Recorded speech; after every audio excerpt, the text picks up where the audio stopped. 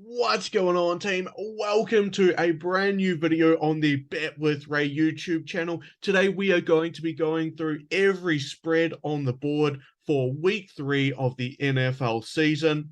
Now, last week we went 10-6 on our spreads video, so a nice positive record there. This week we are looking to go 11-5. That is the one that I want. Well, let's make it 11-4 because we are getting this out after the Thursday game has played. So 11-4 is what we want. That's a big ask, picking every spread on the board. But hey, I think we can do it. Guys, make sure to subscribe to the channel, like this video. Make sure to turn those notification bells on and drop us a comment down below. Let us know what you think of the picks. I want to know what you do differently, what you like on my analysis. Now, let's get straight into it. So, of course, we did miss the Thursday night game. I was on the Browns -4.5, and that was a client play. So we cashed that one. Was terrific, but I won't be incorporating it into these ones. Now, the Ravens at the Patriots. We've got the Ravens -3-point favorites, and that is the side that I am on here. Now, I know there are a lot of trends pointing towards the Patriots as home underdogs, but that Ravens offense looks simply fantastic, especially coming off the back of that heart-wrenching loss in the fourth quarter last week where they gave up 4 touchdowns to the Dolphins. I think the Ravens come out with a vengeance here. Potential to have J.K. Dobbins back, even though I say he will still be on a snap count. We won't really see a full workload for him for at least 3 or 4 weeks until he's back and fully healthy. The Patriots, with their run game, of course, missing Damian Harris. Well, might not be missing him, but he is going to be under an injury cloud. So it's a bit of a questionable one there. The Ravens defense is in their secondary. The Patriots' weakness on offense is passing the ball. They're a much better running, attacking team. So give me the Ravens minus the 3 points in this one. All right, Bills at Dolphins. Now, the Bills are going to be going in as 5.5-point favorites. I'm going to be on the Bills minus the 5.5 here, but this could be tight. I don't see this Bills team being able to keep up this amazing pace forever. Obviously, if they did, they'd be one of the greatest teams of all time, but they are very strong offensively and defensively. I am going to take them here because you just can't step in front of them right now, but just be warned, that Dolphins team, they showed us in the fourth quarter last week, they do have what it takes, especially playing at home this week, so it's going to be an interesting game. But give me the Bills minus 5.5. Not a ton of confidence there. Bengals at the Jets. Bengals are going in as 6-point favorites. 2 losses for the defending Super Bowl runner-ups. At least they get the Jets here. So the biggest problem with the Bengals has been their offensive line. They haven't been able to stop any pass rush. The Jets don't really have a pass rush. So it's going to be a good advantage for the Bengals here. 0-3 teams, it's going to be tough to make the playoffs. So the Bengals sitting at 0-2, this is a must-win game. They're going to have to bring out everything they have to beat a poor Jets team. Of course, the Jets got the win late last week over the Browns. Joe Flacco, 4 touchdowns. I don't think I've ever seen that, even when he was with the Ravens. But we will take the Bengals minus the 6 points here. It's just tough being the Jets. They're not very good, and they're walking into the firing line against a wounded Bengals side.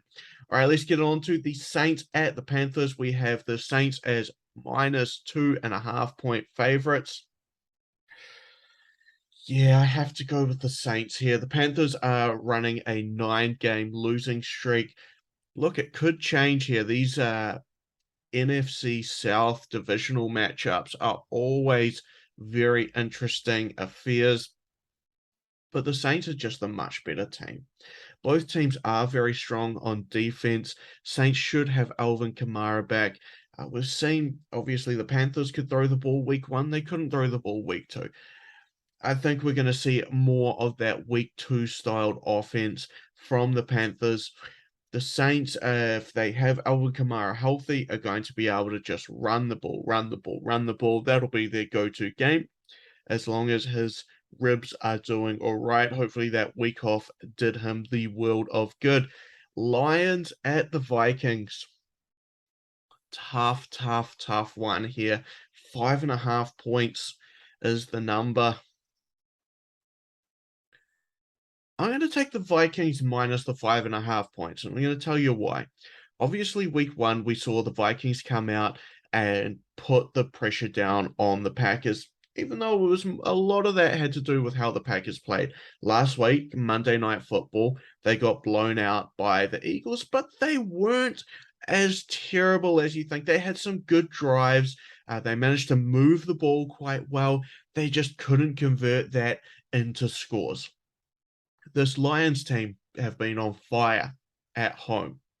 At home is going to be a completely different atmosphere than going on the road, especially to a divisional rival in the Vikings, who are coming off getting basically humiliated in that Monday Night Football game, and everyone is giving out about Monday Night Kirk Cousins. Look, the Vikings are going to come out and they're going to want to put the pressure on. We know the Lions defense can't stop anyone, like literally anyone. They couldn't stop me if I was running the football, and I'd be fat for a fullback. So let's go with the Vikings minus the 5.5 points. Sure, the Lions could cover this, but I think there's more of a chance that the Vikings get up by a score or two and manage to keep their advantage the whole way through the game. Chiefs at the Colts. It's tough to step in front of this Chiefs side right now, but I'm going to do it. I'm going to take the Colts plus the 5.5 points. Now, the Colts are 0-1-1, haven't managed to put a win on the board, but this is going to be their first home game. The Chiefs, of course, are a solid unit. We know that. They do have problems in the defense. The Colts haven't been able to get their offensive going. They might be missing Michael Pittman. They might be missing Leonard on the defense. It's just not great for the Colts. But when we look at this spot, this is a terrific spot for the Colts. The Chiefs obviously coming off that match against the divisional rivals and the Chargers, where, hey, the Chargers were in that game a lot more than people give them credit for, and especially considering the injury Justin Herbert was carrying.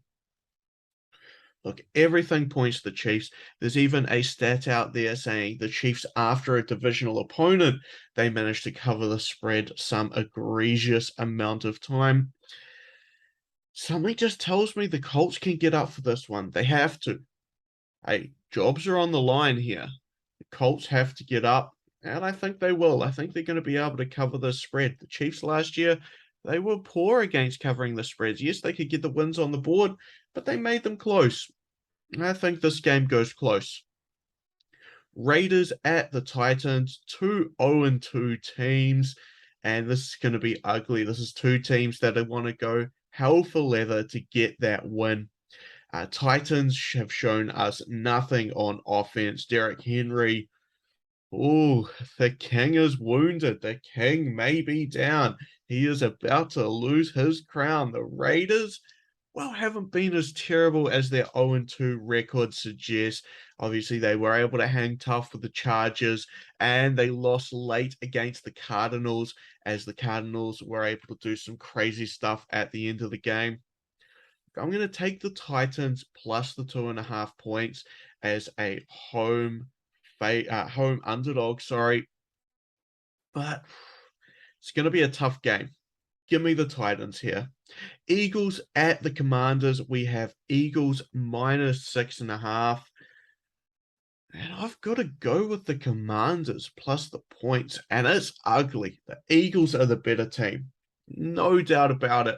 The Commanders have overproduced from what their value is so far this season.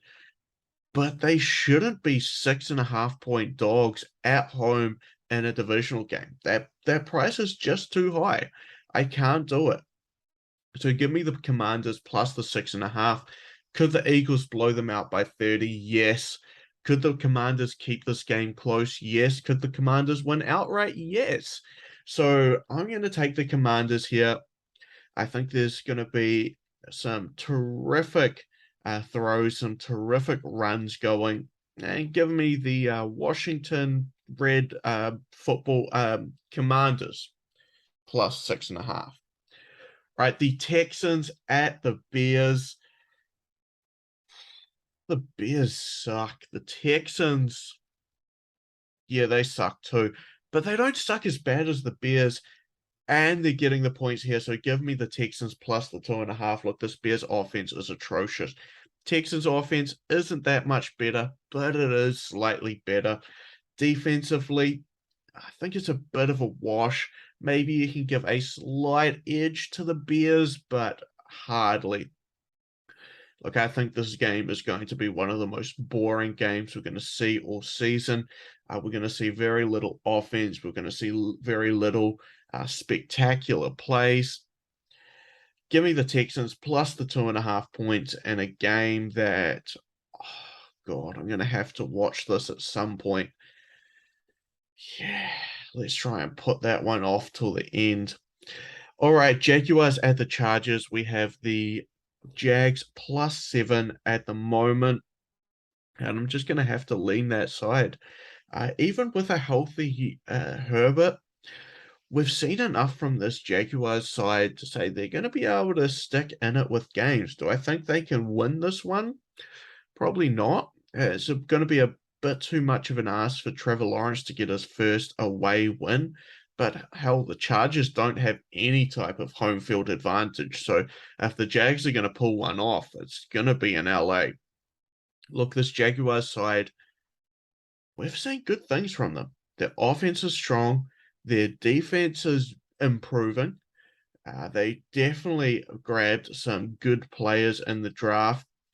Josh Allen is producing quite well back there.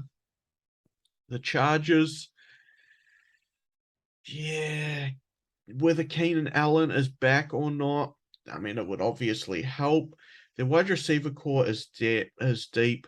Everett is playing well out of the tight end position. It just all really falls on Justin Herbert's shoulders. If they can manage to get Austin Eckler going, but he hasn't really shown us too much through 2 weeks so far. So it's going to be an interesting one here, but you're giving me a touchdown on a team that is highly up and coming right now. Give me the Jags. All right, the Packers at the Buccaneers. The line is sitting at 1. Team just to win the game. Draw? Can I pick a draw? I'm going to take the Buccaneers minus a point. But I'm just saying that, hey, there might be some value on the tie in this match. Buccaneers offense is going to be in dire need of some help, and the Packers offense, of course, is going to be into some dire need of some help, especially for both sides at the receivers. Both teams have got strong running backs, but both teams defend the run well. The Buccaneers are a lot better than the Packers, but they still do well against the run. Leonard Fournette and Aaron Jones, it's going to be down to them to win this game. I think they're going to have to carry their quarterbacks through this one. Both teams have solid defenses. The Buccaneers I have ranked slightly higher than the Packers, but I think this Packers defense is good as well. Look, give me the Buccaneers minus the point just because of the home field. But like I say, this game could end in a tie. All right, the Falcons at the Seahawks. We've got the Falcons getting a point here, and I will take the Falcons getting the point. On the road against the Seahawks, obviously the Seahawks are a tough team to beat in September at home. But this Falcons team's looked nice. They've looked a lot better than I thought they would have. I thought they were going to be one of the worst teams in the league coming in, and they've shown us some things. I mean, sure, they have lost 2 games, but they were in both of those games, and they really, maybe they should have won both. I mean, their comeback against the Rams was spectacular. Unfortunately, in week one, they dropped the ball at the end against the Saints. Seahawks, they beat the Broncos week one. We haven't seen a lot from the Broncos in either game. Of course, week one, they were able to move the ball and they just kind of spluttered, but the Seahawks managed to get the job done against them. Week two, that was horrific against the 49ers. But the Seahawks team is going to be like that all season. I really just don't see much happening from this offense or this defense. So give me the team that's looked better on the field, and that's going to be the Falcons. And give me the point. Rams at the Cardinals. Rams are going in as 3.5 point favorites.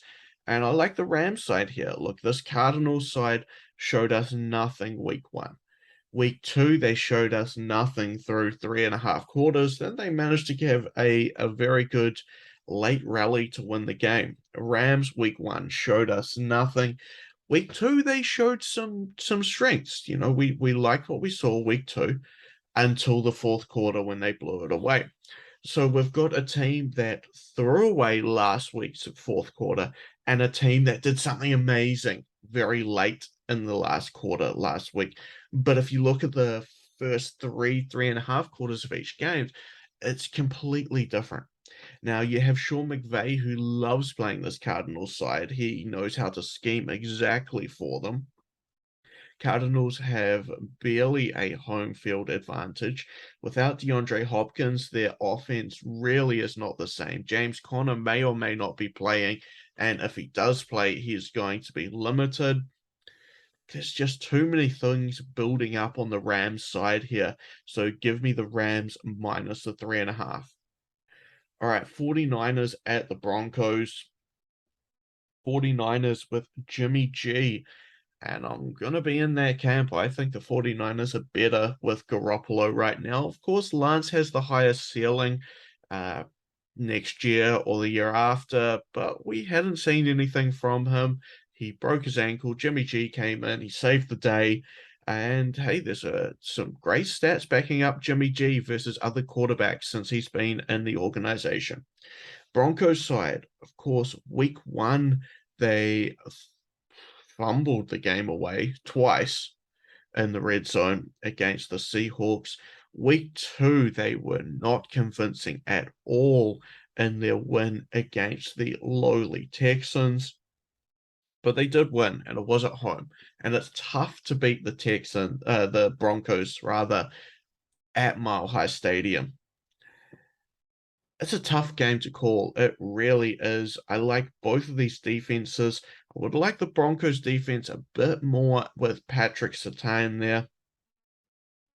Give me the Broncos plus the point, and this is a game I basically have as even as possible. So that point is factoring in the home field advantage, of which the Broncos do have at altitude. So give me the Broncos plus the point as an underdog. But hell, this 49ers team, if they can get the run game working, there are avenues that they can exploit to be able to get through some of these Broncos weaknesses.